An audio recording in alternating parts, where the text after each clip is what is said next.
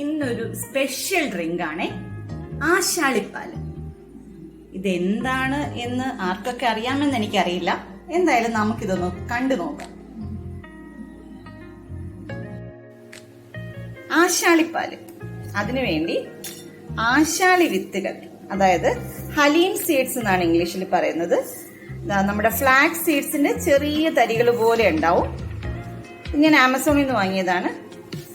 ഒരുപാട് health benefits ഉള്ള seeds ആണ്. തൈറോയിഡ് കൺട്രോൾ ചെയ്യുന്നതിന്, weight loss control, diabetic, BP control, ബോൺസിന്റെ സ്ട്രെങ്ത്, പിന്നെ ഇറഗുലർ പീരീഡ്സ്, ബ്രസ്റ്റ് മിൽക്ക് കൂടുന്നതിന് വേണ്ടിയിട്ട്, അങ്ങനെ ഒരുപാട് ഗുണങ്ങളുള്ള ഒരു സീഡാണ്. ഇതൊന്ന് ഗൂഗിൾ ചെയ്താൽ മനസ്സിലാവും.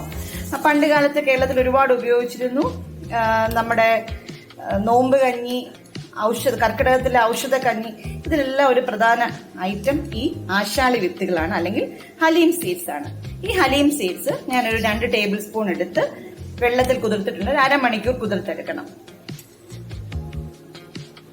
1 കപ്പ് പാല് തിളയ്ക്കാൻ വെച്ചിട്ടുണ്ട്. നമ്മുടെ പാല് തിളച്ചതിലേക്ക് കുതിർത്ത ആശാളി വിത്ത്, ഇത് കുതിർത്ത് കഴിയുമ്പോൾ ചിയാ സീഡ് കുതിർത്തതുപോലെ ഉണ്ടാവും. അത് ഞാനൊരു 2 ടീസ്പൂൺ ഇട്ട് കൊടുത്തിട്ടുണ്ട്. കുതിർന്ന് കഴിയുമ്പോൾ ഒരുപാട് കിട്ടും. അതിൽ നിന്ന് നല്ല ഹീപ്ഡ് ആയിട്ട് 2 ടീസ്പൂൺ ആശാളി വിത്ത് ഈ പാലിലേക്ക് ഇട്ട് കൊടുത്തിട്ടുണ്ട്. ഇതൊന്ന് വെന്ത് വരട്ടെ. ഒരു 5 മിനിറ്റിനുള്ളിൽ തന്നെ മതി ഈ വിത്തുകളൊന്ന് വെന്ത് കിട്ടാൻ. ഇനി അതിലേക്ക് ആവശ്യത്തിന് മധുരത്തിന് ഞാൻ ശർക്കരയാണ് ഇട്ട് കൊടുക്കുന്നത്. പഞ്ചസാരയല്ല, ശർക്കര പൊടിയാക്കിയത് ഇട്ട് കൊടുക്കുകയാണേ. ദാ ആശാളിപ്പാല് റെഡി ആയിട്ടുണ്ട്.